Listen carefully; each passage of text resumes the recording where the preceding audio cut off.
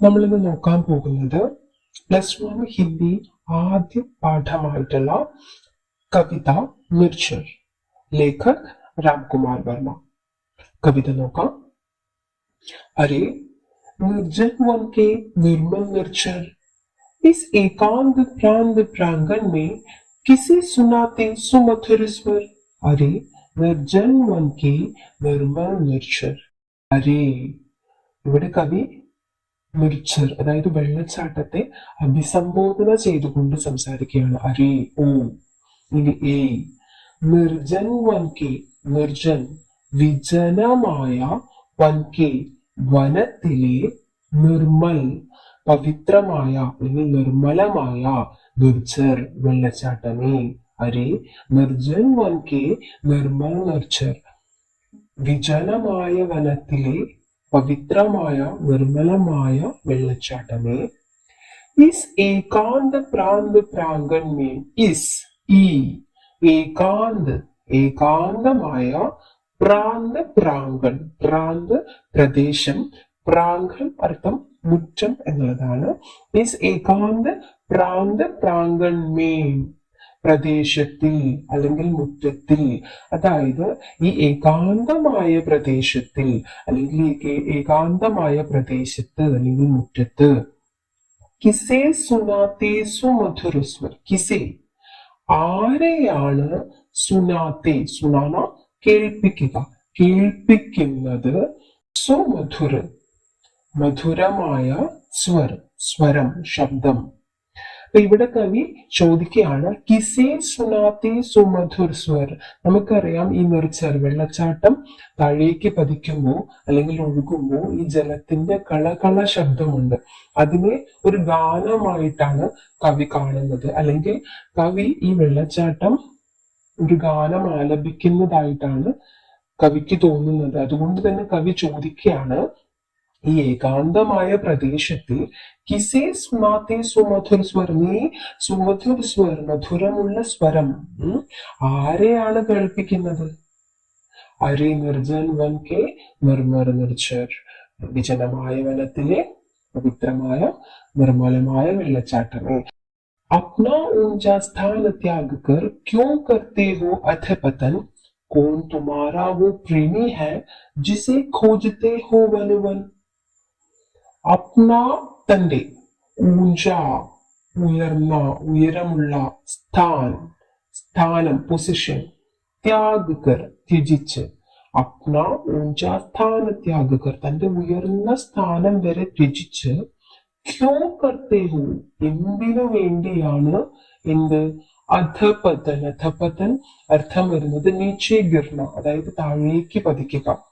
അപ്പൊ കവി വെള്ളച്ചാട്ടത്തിനോട് ചോദിക്കുകയാണ് നീ നിന്റെ ഉയർന്ന സ്ഥാനം ത്യജിച്ച് എന്തിനാണ്, ക്യോ കർത്തേ ഹോ അധപതൻ, എന്തിനാണ് നീ താഴേക്ക് പതിക്കുന്നത്.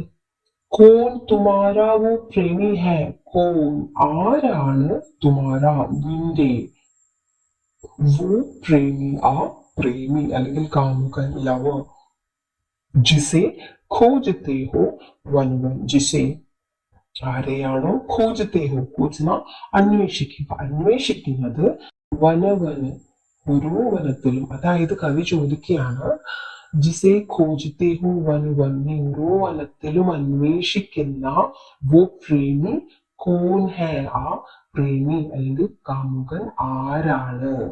വിരഹ വ്യഥാ മേ അശ്രു ബഹാകർ ജലമയ കർ ഡാലാ സബ് തൻ, क्या धोने को चाहे स्वयं अविदित प्रेमी के പദരജുകൾ. വിരഹ വ്യഥാമേ, വിരഹ എന്താണ്, വിരഹ, വ്യഥ വേദന. വിരഹ വ്യഥാമേ വിരഹ വേദനയിൽ, അശ്രു അശ്രു ആൻസു കണ്ണുനീരാണ്, ബഹാക്കർ ബഹാന ഒഴുക്കുക. അശ്രു ബഹാന എന്താണ്, കണ്ണുനീർ ഒഴുക്കുക. വിരഹ വ്യഥാമേ അശ്രുബഹാക്കർ വിരഹവേദനയിൽ കണ്ണുനീർ ഒഴുക്കിക്കൊണ്ട്, ജലമയ കരുടാല സബുതൻ, തൻ എന്നാൽ ശരീരമാണ്, സബുതൻ ഉണ്ടായി മുഴുവൻ ശരീരവും എന്ത് ചെയ്തു, ജലമയ കരുടാല ജലമയമാക്കി തീർത്തു. അപ്പൊ കവി പറയാണ് വിരഹവേദനയിൽ കണ്ണുനീരൊഴുക്കി നീ എന്താണ് നിന്റെ ശരീരം മുഴുവൻ ജലമയമാക്കി തീർത്തു. ക്യാ ധോനെ കോ ചലേ സ്വയം. ക്യാ എന്ത്, ധോന കഴുകുക, ചലേ അതായത് ചലന എന്താ ശരിക്കും നടക്കുക. ഇവിടെ സ്വയം ചലേ സ്വയം പുറപ്പെട്ടു എന്നുള്ളതാണ് അർത്ഥം കേട്ടോ. അപ്പോ ക്യാ ധോനെ കോ ചലേ സ്വയം, നീ എന്ത് കഴുകാനാണ് സ്വയം ഇങ്ങനെ പുറപ്പെട്ടിട്ടുള്ളത് എന്നിട്ട് ചോദിക്കുകയാണ്. അവിദിത് പ്രേമിക്ക് പദരജുകൻ. അവ്യക്ത് എന്ന് വെച്ചാല് അറിയാത്ത, അജ്ഞാതനായ. പ്രേമിക്ക് പ്രേമിയുടെ, പത് എന്ന് വെച്ചാൽ പാദാണ്, രജ കണ്ണ് വെച്ചാല് ധൂളിയാണ്, എന്ന് വെച്ചാൽ പൊടിയാണ്. അപ്പൊ പത് രജ കണ്ണ് വെച്ചാല് പാദധൂളി, പാദത്തിൽ പറ്റി പിടിച്ചിരിക്കുന്ന പൊടി. അപ്പൊ ഇവിടെ കവി ചോദിക്കുന്നത്, നീ എന്തിനാണ് ഇങ്ങനെ സ്വമേധയാ പുറപ്പെട്ടിരിക്കുന്നത്, അല്ലെങ്കിൽ നീ എന്തിനാണ് സ്വയം പുറപ്പെട്ടിരിക്കുന്നത്? നിന്റെ അജ്ഞാതനായ പ്രേമിയുടെ കാലിലെ പാദധൂളി അത് കഴുകാനാണോ എന്ന് കവി ചോദിക്കുകയാണ്. ലഘു പാഷാണോ കെ ടുക്ഡേ ബി. ലഘു ചെറിയ, പാഷാണോ അതായത് പാഷാൺ എന്ന് വെച്ചാൽ പത്തറാണ്. അപ്പൊ ലഘു പാഷാണോ കെ ചെറിയ പാറക്കല്ലുകളുടെ, ടുക്ഡേ ബി ടുക്ഡ എന്താ പീസസ് കഷ്ണങ്ങൾ. അപ്പോ ചെറിയ പാറക്കിട്ടുകളുടെ എന്താണ് പാറക്കല്ലുകളുടെ കഷ്ണങ്ങൾ പോലും തുംകോ ദേത്തേ ഹേ ഠോക്കർ. തുംകോ ദേത്തേ ഹേ ഠോക്കർ എന്താണ് ഇവിടെ ടോക്കൺ ടക്കറാണെന്നുള്ള മീനിങ് ആണ്. അതായത് കൂട്ടിയിടിക്കുക. നമുക്കറിയാം ഈ വെള്ളം ഇങ്ങനെ ഒഴുകി പോകുന്ന സമയത്ത് അതെന്താണ് അതിന്റെ പാതയിലുള്ള, അതിന്റെ മാർഗത്തിലുള്ള പാറക്കല്ലുകളിലെല്ലാം തട്ടിയാണ് കടന്നു പോകുന്നത്. അപ്പൊ ആ കൂട്ടിമുട്ടലിനെ കുറിച്ചിട്ടാണ് കവി പറയുന്നത്. ലഘുപാഷാണോ കെ ടുക്ഡേ ബി തുംകോ ദേത്തേ ഹേ ഠോക്കർ. എന്താണ് ചെറിയ പാറക്കല്ലുകളുടെ കഷ്ണങ്ങൾ പോലും മുന്നിൽ കൂട്ടിയിടിക്കുന്നുണ്ട്, അല്ലെങ്കിൽ കൂട്ടിമുട്ടുന്നുണ്ട്, അല്ലെങ്കിൽ തടസ്സം സൃഷ്ടിക്കുന്നുണ്ട്.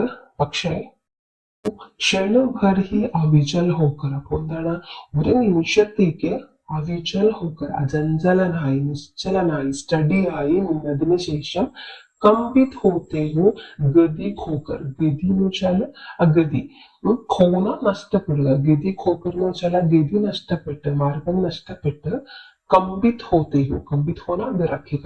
നമുക്കറിയാം ഈ വെള്ളം ഇങ്ങനെ ഒഴുകി വന്ന് ഏതെങ്കിലും പാറക്കെട്ടുകളിലേക്ക് തട്ടുന്ന സമയത്തേക്ക് അതൊരു നിമിഷത്തേക്ക് നിൽക്കുകയും, അതായത് നിശ്ചലനാവുകയും, ആ തട്ടുന്ന ആ ഒരൊറ്റ മൊമെന്റിലേക്ക് അതിങ്ങനെ നിശ്ചലമാവുകയും, പിന്നീട് വിറച്ചുകൊണ്ട് എന്താണ് തന്റെ മാർഗം നഷ്ടപ്പെട്ട് ലഘു ലഹറോ കെ കമ്പിത് കർസി. ലഘു ലഹറ ചെറിയ ലഹർ, ലഹർ എന്ന് വെച്ചാൽ തിരമാലകളാണ് കേട്ടോ, അപ്പൊ അലകളാണ്.